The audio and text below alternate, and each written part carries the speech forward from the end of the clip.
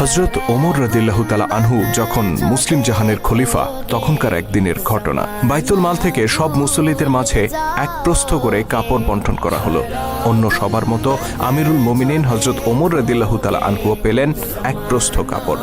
কিন্তু সমস্যা দেখা দিল যখন মুসল্লিরা এই কাপড় দিয়ে জামা প্রস্তুত করতে গেলেন।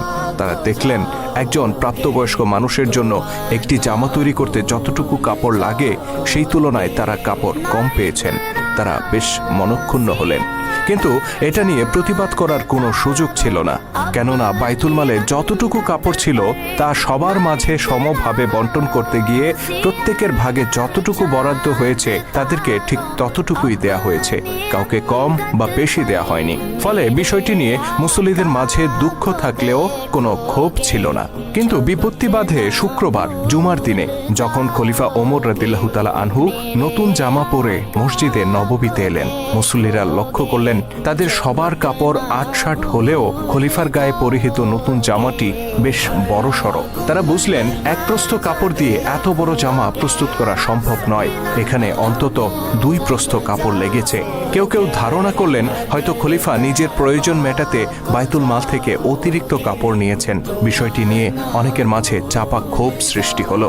অতঃপর যথাসময়ে মিম্বরে দাঁড়ালেন আমিরুল মুমিনিন ওমর রাদিয়াল্লাহু তাআলা আনহু। উদ্দেশ্য ছিল মুসল্লিদের উদ্দেশ্যে ভাষণ প্রদান করা। মুসলিম খলিফারা তাদের খুতবায় মুসল্লিদেরকে সৎ কাজের আদেশ আর অন্যায় থেকে বিরত থাকার উপদেশ দিতেন। ওমর রাদিয়াল্লাহু তাআলা আনহুও তার ব্যতিক্রম ছিলেন না। তিনি বললেন, হে লোক সকল, তোমরা আমার কথা মনোযোগ দিয়ে শোনো। কিন্তু যে মানুষটি অন্যদেরকে ন্যায় অন্যায়ের শিক্ষা দেবেন তার নিজেকে আগে ন্যায়ের ধারক হতে হবে। নিজে ন্যায়পরায়ণ হলে তবেই তিনি অন্যদেরকে নসিহত করতে পারেন।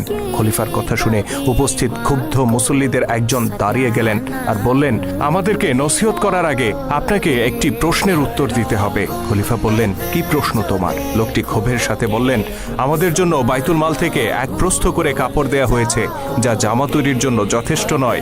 আমাদের সবার জামা ছোট হয়েছে, কিন্তু আমরা দেখতে পাচ্ছি আপনার নতুন জামাটি বেশ বড়সড়।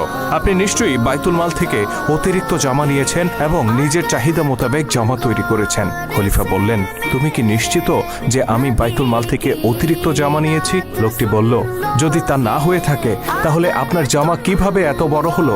মসজিদে নববীতে তখন উপস্থিত ছিলেন খলিফা ওমর রাদিয়াল্লাহু তাআলা আনহুর পুত্র